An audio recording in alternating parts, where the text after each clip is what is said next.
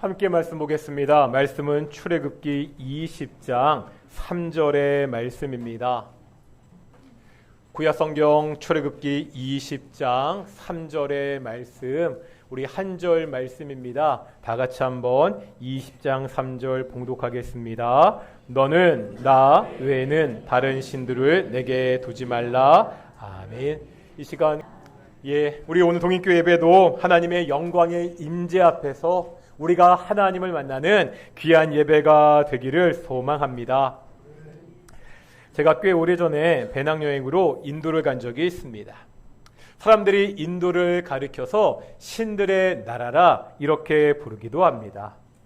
말씀드린 적이 있죠. 인도 사람들이 믿는 신두교에는 약 3억 3천만의 신이 있다고들 합니다. 3억이 넘는 신을 하나하나 세지는 않았을 것입니다. 모든 것에 다 신성이 있다는 신두교의 신성을 보여주는 말입니다. 이렇게 많은 신들을 섬기다 보니까 인도 어느 지역을 가더라도요, 신두교 서원이나 신들을 위한 제단을 동네에서 쉽게 볼 수 있습니다.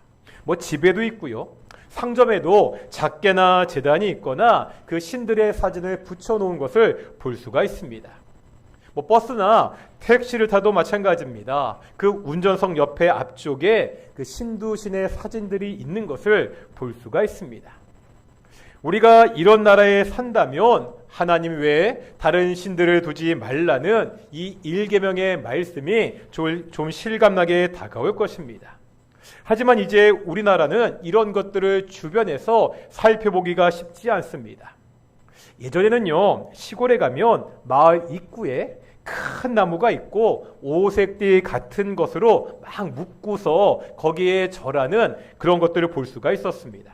하지만 요즘은 이런 것들을 보기가 힘듭니다. 우리가 살고 있는 도시는 더욱 그러하지요. 이러니 오늘날 성도들은 우상 숭배니 우상에 대해서 별로 신경 쓰지 않고 교회를 다닙니다. 그러다 보니까 오늘 본문 1계명의 말씀이 오늘날의 현실과는 멀어 보이는 것도 사실입니다. 이스라엘 백성들이 노예로 살았던 애굽은 어떤 나라였습니까? 많은 신들을 섬기는 다신교의 나라였습니다. 앞으로 가게 되는 이 가나안 땅도 무주 공산의 땅이 아니라 여러 민족들이 다양한 우상들을 섬기는 그러한 곳이었습니다. 1계명은 이러한 이스라엘 백성들에게나 의미가 있는 계명처럼 보입니다. 정말 그렇습니까? 우리는 이제 더 이상 우상 숭배가 없는 나라에 살고 있습니까? 이것은 우상을 어떻게 정의하느냐에 따라 달라지게 됩니다. 인도 사회와 같은 그 우상은 찾아보기 힘들지만 우리는 여전히 또 다른 우상들에게 둘러싸여 살고 있습니다. 오늘 이 10계명, 1계명의 말씀을 통해서 이 문제를 차근차근 살펴보도록 하겠습니다. 오늘 우리가 10계명, 1계명을 보는데요, 보통 1계명을 우상 숭배를 하지 말라는 말씀으로 이해합니다. 그런데 사실 이 계명의 말씀을 자세히 보면 그 뜻이 좀 명확치 않아 보입니다. 먼저 다른 신들을 두지 말라 이렇게 말씀하잖아요. 이 말씀을 그냥 보면 하나님 외에 다른 신들이 있는 것처럼 보인다는 거예요. 하나님도 계시지만 그 밖에 다른 신들도 있습니다. 그런 신들을 섬기지 말고 오직 하나님만 섬기라, 이런 말씀처럼 보이기도 합니다. 하지만 성경은 그렇게 가르치지 않습니다. 다른 신은 없습니다. 이사야 44장인데요. 이사야 44장 15절부터 17절까지 말씀 한번 찬찬히 읽어보겠습니다. 시작.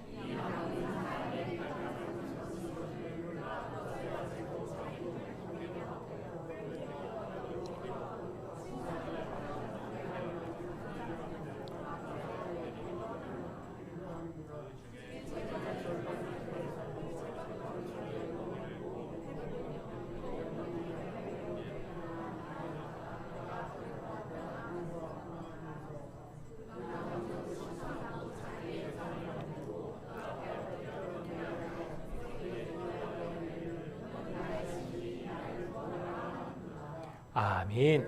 무슨 말씀이죠? 사람들이 산에 가서 나무를 합니다. 그래서 그 나무로 불을 피워서 몸을 따뜻하게도 하고 떡을 굽기도 합니다. 그런데 그 똑같은 나무의 절반은 신상을 만들어서 그것을 신이라고 이야기하면서 경배하고 엎드린다고 말하고 있습니다. 이것이 세상이 말하는 신, 우상의 정체라는 거예요. 하나님 외에 다른 신은 없습니다. 오직 하나님만이 유일하신 하나님입니다. 1계명은 다른 신들이 있다는 말씀이 아닙니다. 다른 신이 있는 것처럼 우상을 섬기는 그 사람들이 잘못되었다는 것을 우리에게 가르쳐주는 계명입니다. 분명 다른 신은 없는데, 우상은 없는데 사람들이 우상을 만들어냅니다. 그래서 위대한 종교 개혁자인 칼빈은 이것을 이렇게 말했습니다. 한번 보실까요? 마음은 우상을 잉태하고 손은 그것을 출산한다. 사람의 마음은 끊임없이 우상을 잉태하고 사람의 손은 그 잉태한 것을 다 만들어낸다고 그렇게 이야기합니다. 왜 사람들은 존재하지도 않은 우상을 섬기죠? 우상 숭배가 무엇입니까? 우리가 다시 한번 1계명을 봐야 되는데요. 1계명에 나오는 나 외에는 원어를 보면 알파나이라고 되어 있습니다. 알파나이. 여기서 알은 앞에라는 뜻을 가진 전치사입니다. 파나이는 얼굴이라는 뜻을 가지고 있습니다. 다시 말하면 1계명은 어떤 뜻이 되는 거예요? 하나님의 얼굴 앞에. 하나님의 얼굴 앞에 다른 신들을 두지 말라는 그러한 말씀입니다. 그러니까 저 멀리 계시는 하나님을 앞을 말하는 것이 아닙니다. 우리가 10계명의 명령들을 보면은 3인칭이 아니죠. 너는 하면서 2인칭으로 되어 있습니다. 무슨 말입니까? 지금 바로 내 앞에 하나님이 계십니다. 바로 내 앞에 하나님의 얼굴이 있습니다. 이 하나님의 얼굴 앞에 다른 신을 두지 말라는 것입니다. 이 다른 신은 말씀드렸듯이 진짜 신이 아닙니다. 신이 아닌 것들을 하나님 앞에다 신처럼 두고 섬기지 말라는 말씀이 1계명의 말씀입니다. 그러면 왜 사람들은 신이 아닌 것들을 신처럼 섬기죠? 인간의 연약함 때문입니다. 다른 동물들을 보면 하나씩 자기를 보호하고 지킬 무기가 있습니다. 사자나 호랑이 같은 맹수는요, 힘이 세고 날카로운 이빨과 발톱이 있습니다. 치타 같은 동물은 아주 빠른 발을 가지고 있습니다. 코끼리는 큰 몸집과 아주 강한 코를 가지고 있습니다. 많은 동물들은요, 털과 두터운 피부를 가지고 있어 상처와 추로부터 자신을 보호합니다. 그런데 생각해보면 이런 동물들에 비해서 인간은 스스로를 지키고 보호할 무기가 없습니다. 이러니 자신보다 강하고 자신을 도와주고 보호할 존재를 찾게 됩니다. 이런 존재를 신이라고 부르고 그것을 신으로 섬깁니다. 자신을 보호하고 믿고 의지할 수 있는 그러한 존재를 자기가 만들어 섬기는 것, 그것이 바로 우상 숭배입니다. 가나안 사람들이 섬겼던 바알과 아세라 신 아시죠? 바알과 아세라는 가나안 지역을 대표하는 남신과 여신이었습니다. 이 가나안 사람들이 바알과 아세라를 섬겼던 이유가 뭐지요? 혹시 바알이 어떤 신인지 아십니까? 바알은 천둥의 신입니다. 아세라는 땅의 신입니다. 어떤 의미일까요? 하늘에서 천둥이 치면 비가 내립니다. 이 비가 땅을 적시면 이제 땅에서는 곡식이 잘 자라게 됩니다. 사람들은 풍요로운 삶을 원하잖아요. 하지만 자연 현상은 자신들의 마음대로 할 수가 없습니다. 그래서 자신을 도와줄 것이라고 믿는 신을 자기들이 만들어서 그 신을 숭배했습니다. 이 바알과 아세라가 자신들을 도와서 풍요를 가져올 것이라고 그렇게 믿었지요. 지금은요, 과거와 달리 과학이 발달했습니다. 바알이 비 안 내리는 것 누구나 알잖아요. 비가 내리는 것을 과학적으로 얼마든지 설명할 수도 있고요. 심지어 예보도 합니다. 하지만 그래도 현대인들은 우상을 섬기고 있습니다. 왜지요? 여전히 인간이 어찌할 수 없는 문제들이 우리 앞에 많이 있기 때문입니다. 사람들이 과학을 발전시키고 의학을 발전시켜서 그 목숨을 연장시킬 수는 있지만 그 죽음의 문제, 본질적인 죽음의 문제는 해결할 수 없습니다. 또요, 수많은 지식들을 가지고 미래를 예측하지요. 하지만 이것은 말 그대로 미래 예측입니다. 누구도 정확하게 자신의 세상의 미래를 알 수 없습니다. 사람들은 알지 못하는 것에 대한 두려움이 있습니다. 그러기에 여전히 현대인들은 자기들 나름대로 우상을 만들어 지금도 섬기고 있습니다. 이거는 이해할 수 있습니다.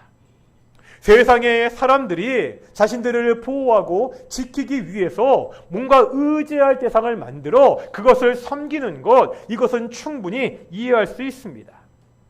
하지만 하나님의 백성들은 달라야 됩니다. 아무리 이방 사람들이 신을 만들고 섬기더라도 출애굽한 이스라엘 백성들은 그래서는 안 됩니다. 왜 그렇죠? 우리가 다시 한번 확인해야 되는 사실이 있습니다. 십계명은 출애굽한 다음에 주어졌다는 사실입니다. 지금 시내산에서 십계명을 받는 이 백성들은 하나님의 놀라운 구원 역사를 이미 체험한 상태입니다. 이 사람들이요, 애굽에서 그냥 나왔습니까? 우리가 애굽을 나가겠다고 하자 바로가 그냥 내보내줬습니까? 아니죠. 하나님이 10가지 재앙을 통해서 애굽을 심판한 다음에 이스라엘 백성들이 출애굽할 수가 있었습니다. 이때 애굽에 내렸던 10가지 재앙은요, 그냥 자연재해가 아닙니다. 학자들은 이 10가지 재앙이 당시 애굽 사람들이 섬기던 신과 관련이 있다고 이야기합니다. 예를 들어서 첫 번째 재앙이 뭐죠? 나일강을 피로 만드는 것이었잖아요. 애굽 사람들은요, 사막 기후에서 생명의 근원이 되는 이 나일강을 신처럼 섬겼습니다. 첫 번째 재앙은 이 생명의 근원이 되는 그 나일강 같은 신도 하나님 앞에서는 아무것도 아닌 가짜라는 것을 보여주었습니다. 9번째 재앙은요, 흑암의 재앙입니다. 애굽의 사람들도 다른 나라 사람들과 같이 세상을 환하게 밝히는 그 태양을 신으로 섬겼습니다. 9번째 재앙은요, 그 태양도 누구의 뜻대로 오직 하나님의 뜻대로 움직이는 것을 보여주었습니다. 마지막 10번째 재앙은 뭐죠? 장자의 죽음입니다. 어느 종교나 죽음의 문제는 신의 영역입니다. 애굽 사람들 역시 생명과 죽음을 관장하는 신을 믿었습니다. 10번째 재앙은 이 죽음의 문제 역시 또 누구의 손에 달려 있다는 거예요? 오직 하나님의 손에 달려 있다는 것을 가르쳐 주었습니다. 거기다 이스라엘 백성들은요, 시내산에 도착하기까지 이 10가지 재앙만 경험한 것이 아니잖아요. 어떤 일이 벌어졌죠? 애굽의 바로가 이스라엘 백성들이 출애굽하자 그냥 보내줬습니까? 당시 최강이었던 애굽의 군대들을 이끌고 백성들을 쫓아왔습니다. 앞에는 뭐가 있어요? 홍해가 건널 수 없는 바다가 있습니다. 뒤에는 최강의 바로의 군대가 쫓아오고 있습니다. 말 그대로 진퇴양난, 절체절명의 위기입니다. 하나님이 어떻게 하셨죠? 이 위기 앞에서 홍해를 가르셔서 백성들이 마른 땅을 건너게 하셨습니다. 쫓아오던 그 애굽의 군사들을 홍해에 빠져 다 죽게 만드셨습니다. 이제 홍해를 건넜으니까 모든 문제가 다 해결되었습니까? 그렇지 않죠. 홍해를 건넌 이스라엘 백성들에게 이제 기다리는 것은 뭐죠? 광야입니다. 광야는요, 먹을 것이, 마실 것이 없는 곳입니다. 다른 족속의 공격에 위협이 있는 곳입니다.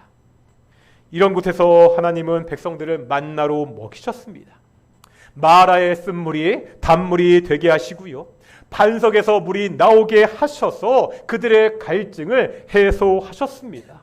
이스라엘 백성들을 공격하는 그 아말렉의 공격을 하나님은 막아주셨습니다.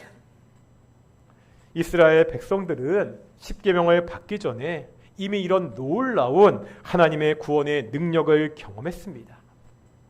이스라엘 백성들은 다른 민족들과 다릅니다.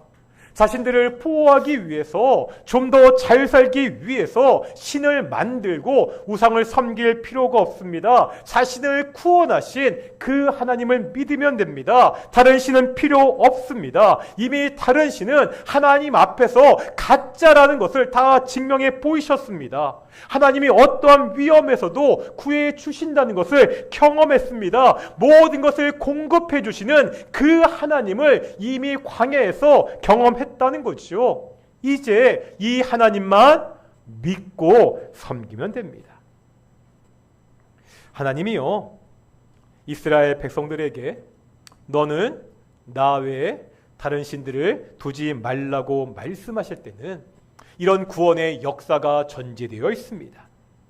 하나님이 지금 백성들에게 사정하는 목소리로, 얘들아, 나만 믿어야 돼, 나만 따라와야 돼, 알았지? 이렇게 말씀하시는 것이 아닙니다.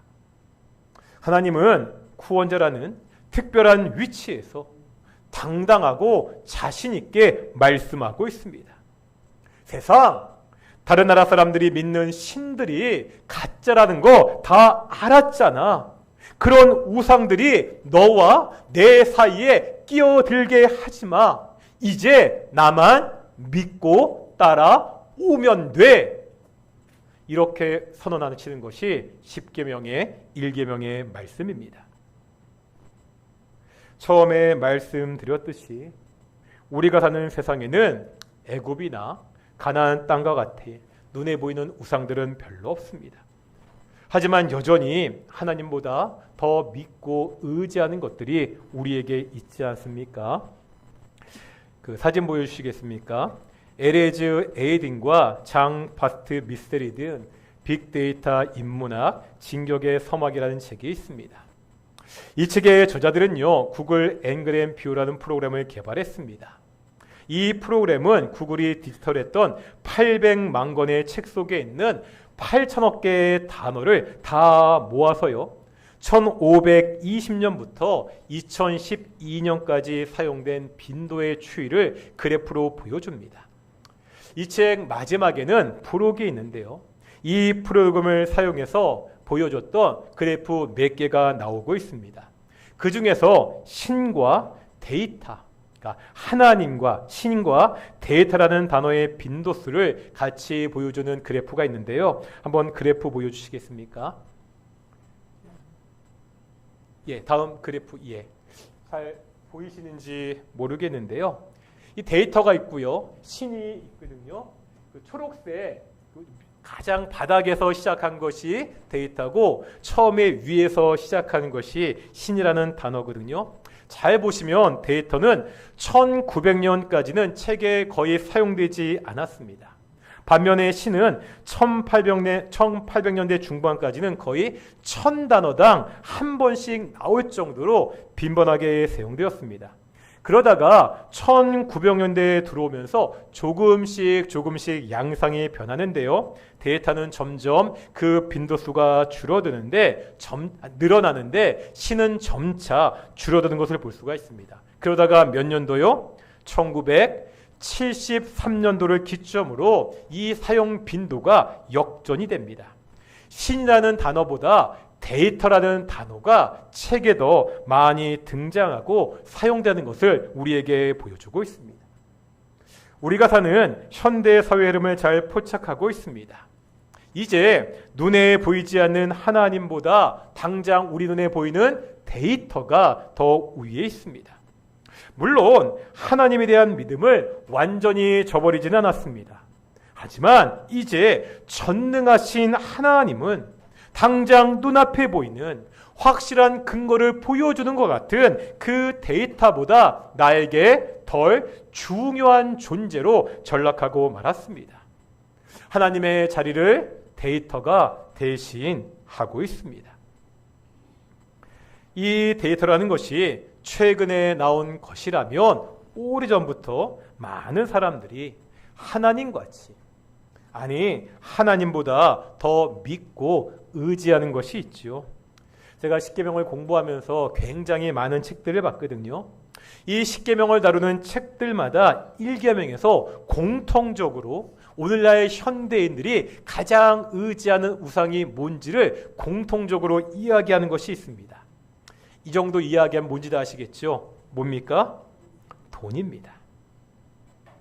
예수님은 사람이 하나님과 재물을 겸하여 섬길 수 없다고 하셨습니다. 여기서 재물로 번역된 단어는 맘몬이라는 단어입니다. 맘몬 들어보셨죠? 구약 성경에 보면 이방신의 이름입니다. 예수님 당시에도 이미 사람들이 돈을 하나님을 대신해서 우상으로 섬겼다는 거예요. 이러한 경향이 오늘날 더하다는 것은 누구나 인정합니다. 과거에는 권력을 통해서 돈을 벌었습니다. 권력을 가지고 뇌물을 받거나 각종 이권 사업에 개입해서 말 그대로 땅 짓고 헤엄치기로 돈을 벌었습니다.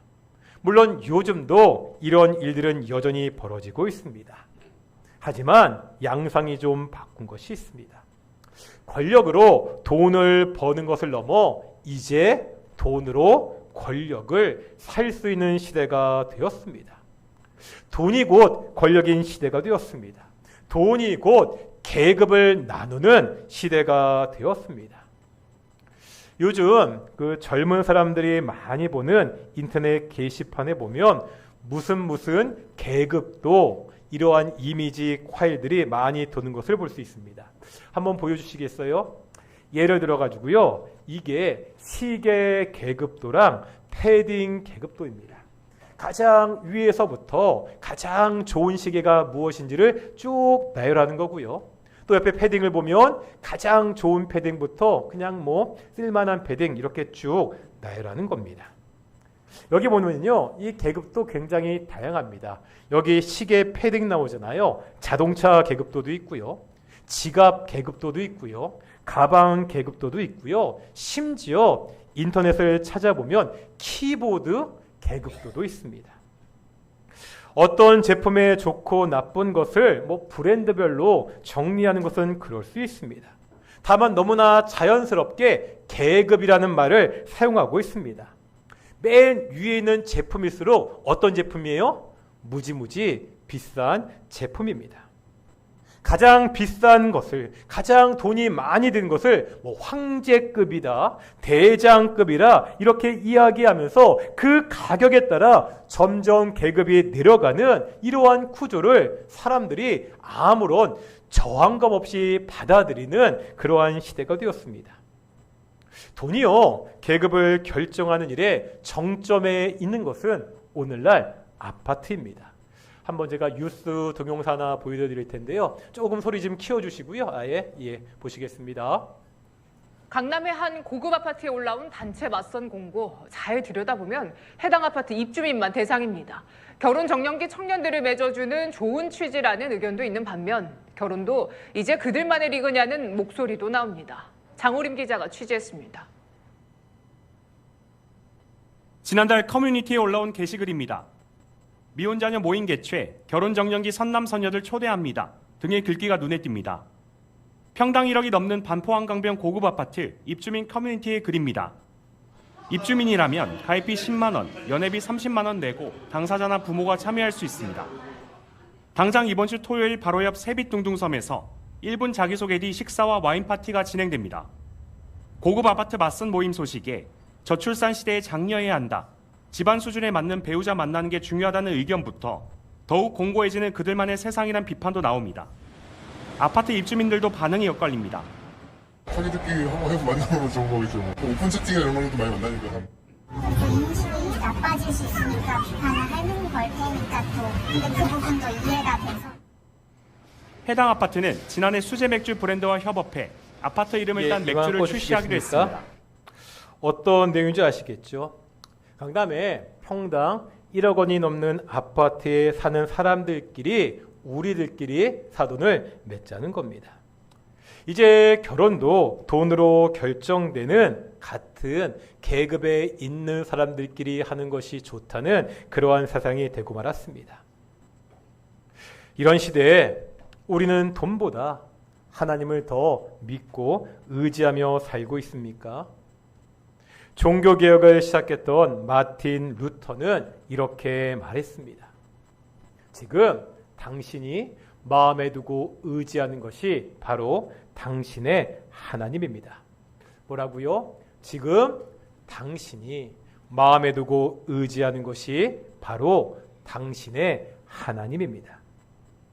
지금 내 마음에 두고 의지하는 것은 무엇입니까? 돈인가요? 하나님인가요? 성공인가요? 하나님인가요? 사람인가요? 하나님인가요? 이스라엘 백성들은 어땠죠? 일경의 말씀에 따라서 하나님만 의지하며 살았습니까? 하나님을 의지하긴 했습니다. 하지만 우상도 의지했습니다. 열왕기상 18장에 보면 유명한 갈멜산의 결투 이야기가 나옵니다. 하나님의 선지자 엘리야와 바알과 아세라 선지자 850명이 붙은 사건이지요. 말 그대로 850대 1의 결투입니다. 이때 엘리야 선지자가 이스라엘 백성들에게 외친 말이 있습니다. 다 같이 한번 18장 21절을 읽어보실 텐데요. 18장 21절입니다. 시작.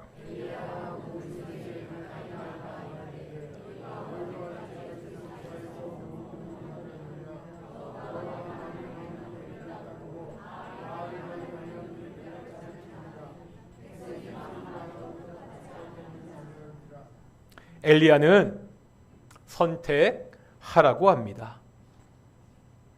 엘리야는 이스라엘 백성들에게 선택하라고 합니다. 엘리야는 지금 이스라엘 백성들 앞에서 너희가 선택하라고 말씀하고 있습니다.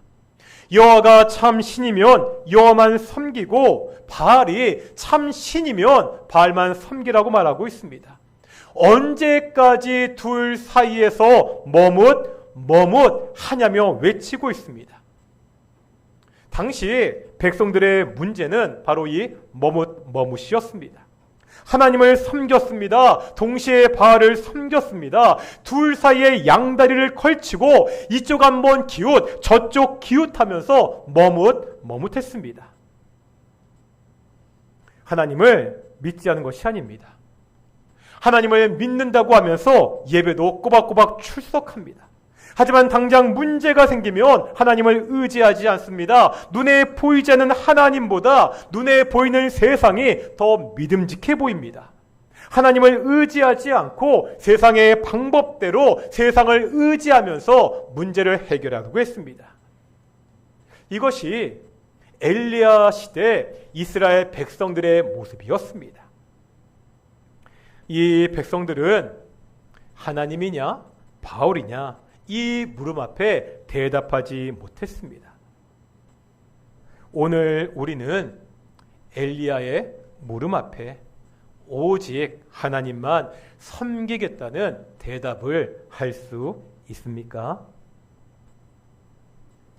눈에 보이는 우상은 별로 없는 시대입니다. 하지만 여전히 우리 눈에 보이지 않는 우상들이 여러 가지 힘을 발휘하고 있는 시대입니다. 이런 세상에서 세상의 우상들은 헛된 것들이라 외치며 오직 영광이 하나님께 영광 돌리며 섬기며 살아가는 귀한 동인의 성도들이 되시기를 축원합니다. 우리 영광을 돌리사 함께 찬양하시면서 우리 기도하며 나아가겠습니다.